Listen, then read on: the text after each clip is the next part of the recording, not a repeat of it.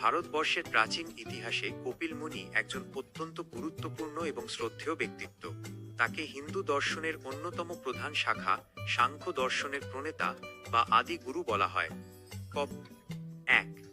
সাংখ্য দর্শনের প্রণেতা। কপিল মুনিকে বিশ্বের অন্যতম প্রাচীন দার্শনিক হিসেবে গণ্য করা হয়। তার প্রচারিত সাংখ্য দর্শন যুক্তিবাদ এবং তত্ত্বের উপর ভিত্তি করে প্রতিষ্ঠিত। এই দর্শনে প্রকৃতি, বস্তু এবং পুরুষ, আত্মা এই দুই মূল তত্ত্বের ব্যাখ্যা দেওয়া হয়েছে। শ্রীমদ্ ভগবদ গীতায় ভগবান শ্রীকৃষ্ণ বলেছেন, সিদ্ধানাং কপিলৌ মুনি, অর্থাৎ সিদ্ধ পুরুষদের মধ্যে আমি কপিল মুনি। 2. জন্ম ও পরিচয়।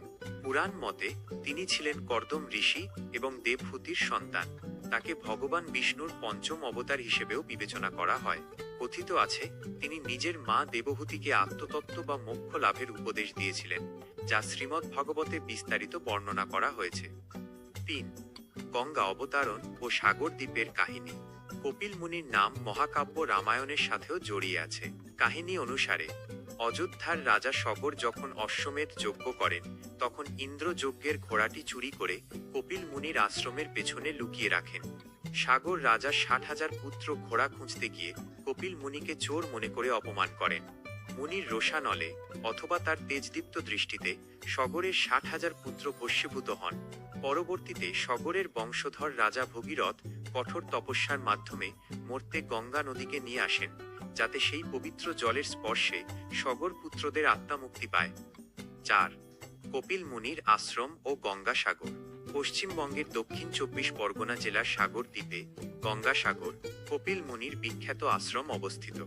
যেখানে গঙ্গা নদী বঙ্গোপসাগরের সাথে মিলিত হয়েছে, সেখানেই এই পবিত্র তীর্থস্থান।